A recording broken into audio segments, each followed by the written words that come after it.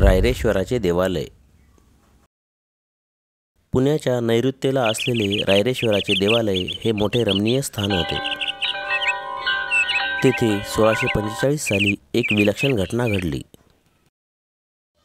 शिवराय व आजूबाजूच्या खोऱ्यातील काही मावळे मंडळी मसलतीसाठी तेथे जमली होती. त्या किर अरण्यात झाडाझुडपात लपलेल्या रायरेश्वराच्या देवालयात शिवरायांबरोबर कसले खलबत्ते मावळे करत होते. श्री शंकरापाशी कोणते मागणे मागत होते. बालशिवबाची तेजस्वी वाणी. शिवराय अजून वयाने कितीतरी लहान होते, पण त्यांच्या मनाची भरारी मोठी होती. त्यांनी एक मोठा घाट घातला होता. त्या देवालयात जमलेल्या सवंगड्यांना ते कळकळीने म्हणाले, गड्यांनो, मी आज तुम्हाला माझ्या मनातील एक गोष्ट सांगू का? आमचे वडील शहाजीराजे विजापूरचे सरदार आहेत. त्यांनीच आम्हाला इथल्या जहागिरीचा अधिकार दिला आहे. सर्व कसे छान चालले आहे, पण गड्यांनो, मला यात मुळीच आनंद वाटत नाही.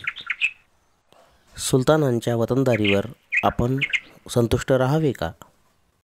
दुसऱ्यांच्या ओंजळीनेच आपण पाणी प्यावे का? आपल्या चारी बाजूंना अनेक परकीय राजवटी आहेत. त्यांच्यामध्ये सारखे युद्धे चालू असतात. आपली माणसे या युद्धात नाहक मरतात. कुटुंबेच्या कुटुंबे देशोधडीला लागतात. आपल्या मुलखाची धूळदाण होते आणि इतके सोसूनही आपल्या पदरी काय तर गुलामगिरी. आपण हे किती दिवस सहन करायचे? दुसऱ्यासाठी आपण किती काळ खपायचे? सांगा, तुम्हीच सांगा. वतनांच्या लोभाने आपण हे असेच चालू द्यायचे का? शिवराय आवेशाने बोलत होते. त्यांचा चेहरा रागाने लाल झाला होता. बोलता बोलता ते थांबले. त्या तरुण सवंगड्यांकडे पाहू लागले. रायरेश्वराच्या गाभाऱ्यात जमलेले ते तरुण मावळे शिवरायांच्या बोलण्याने थरारून गेले. नवीच दृष्टी त्यांना मिळाली. त्यांच्यापैकी एक जण म्हणाला, बोला बालराजे, बोला. आपला मनोदय सांगा आम्हाला. तुम्ही जे सांगाल ते करण्यासाठी आम्ही एका पायावर तयार आहोत. हो राजे, तुम्ही जे सांगाल ते आम्ही करू. आमचे प्राणही देऊ. ते सारे तेजस्वी तरुण वीर एका आवाजात बोलले. स्वराज्याची शपथ. मावळ्यांच्या या शब्दांनी शिवरायांना स्फुरण चढले. एकेकाकडे पाहत ते आनंदाने म्हणाले, गड्यांनो, आपला मार्ग ठरला. आपल्या ध्येयासाठी आपण सर्वांनी झटायचे, सर्वांनी खपायचे, सर्वांनी प्राण अर्पण करायलाही तयार व्हायचे. आपले हे ध्येय म्हणजे हिंदवी स्वराज्य, तुमचे, माझे, साऱ्यांचे स्वतंत्र राज्य स्थापन करायचे. परक्यांची गुलामी आता नको. उठा, या रायरेश्वराला साक्ष ठेवून आपण प्रतिज्ञा करू. स्वराज्य स्थापनेसाठी आता आम्ही आमचे सर्वस्व वाहणार. सारे मंदिर शिवरायांच्या शब्दांनी घुमू लागले. हिंदवी स्वराज्याच्या रूपाने हे राज्य व्हावे असे श्रींच्या मनात आहे.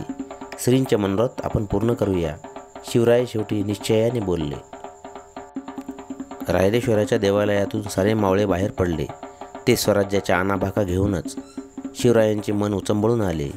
ते पुण्यास येताच तडक लाल महालात मातोश्रींकडे गेले. घडलेला प्रसंग त्यांनी जिजाबाईंना सांगितला.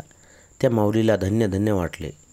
आपण मनी जे धरले ते बालराजे पूर्ण करणार अशी आशा, असा विश्वास त्यांना वाटू लागला. मावळ खोऱ्यातील जमवाजमव. शिवराय आपल्या नव्या उद्योगाला लागले. मावळ्यांना घेऊन ते तलवारीचे हात करू लागले. घोडदौड करावी, डोंगरदऱ्यातील आडमार्ग शोधावे, खिंडी, घाट, चोरवाटा निरखाव्या, असा त्यांचा नित्यक्रम सुरू झाला. शिवरायांनी मावळ्यांचे अंतःकरणे जिंकून घेतली. तरुण मावळे शिवरायांसाठी वेडे झाले. शिवरायांसाठी जगायचे, शिवरायांसाठी मरायचे असे ते मानू लागले. आता शिवरायांच्या हालचालींना उधाण आले. समुद्राला भरती यावी तसे. शिवरायांनी पुण्याभोवतीचे सर्व कोट किल्ले आपल्या सवंगड्यांसह बारीक नजरेने निहाळले. चोरवाटा, भुयारे, तळघरे, दारुगोळा, हत्यारे आणि शत्रूच्या फौजांची ठाणी याची खडानखडा माहिती मिळवली. मावळांतील सोबती.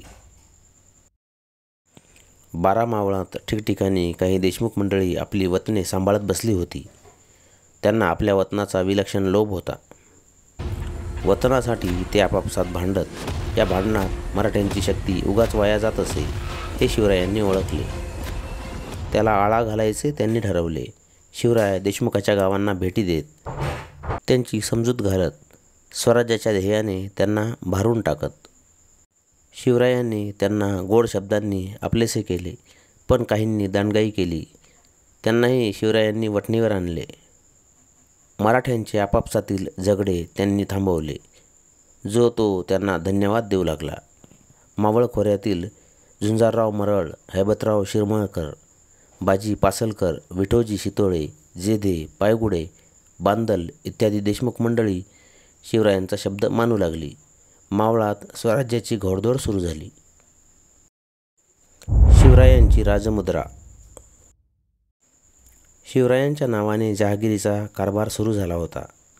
शहाजीराजांनी शिवरायांची स्वतंत्र राजमुद्रा तयार केली. ती अशी: प्रतीपचंद्र लेखे व वर्धिष्णु विश्ववंदिता शासुनो शिवसह्या मुद्रा भद्राय राज्यते. म्हणजेच प्रतिपदेच्या चंद्रकलेप्रमाणे वाढत जाणारी आणि साऱ्या विश्वाला वंद्य होणारी अशी शहाजीराजांचा पुत्र शिवाजीराजे यांची राजमुद्रा लोकांच्या कल्याणासाठी आहे असे सांगणारी. ती राजमुद्रा म्हणजे स्वराज्याच्या स्थापनेचा संकेतच होता. त्या काळात राजमुद्रा बहुधा फारसी भाषेत कोरलेल्या असत, पण शिवरायांची मुद्रा संस्कृत भाषेत होती. स्वराज्य हवे तशी स्वभाषा हवी, स्वधर्म हवा. त्याबरोबरच दुसऱ्या धर्माचा द्वेषही नको. शिवरायांनी आपला कारभार लोककल्याणासाठी सुरू केला आहे हे साऱ्या मावळ्यांच्या चटकन लक्षात आले. व्हिडिओ आवडल्यास लाईक आणि शेअर करा. चॅनलला सबस्क्राईब करा. धन्यवाद.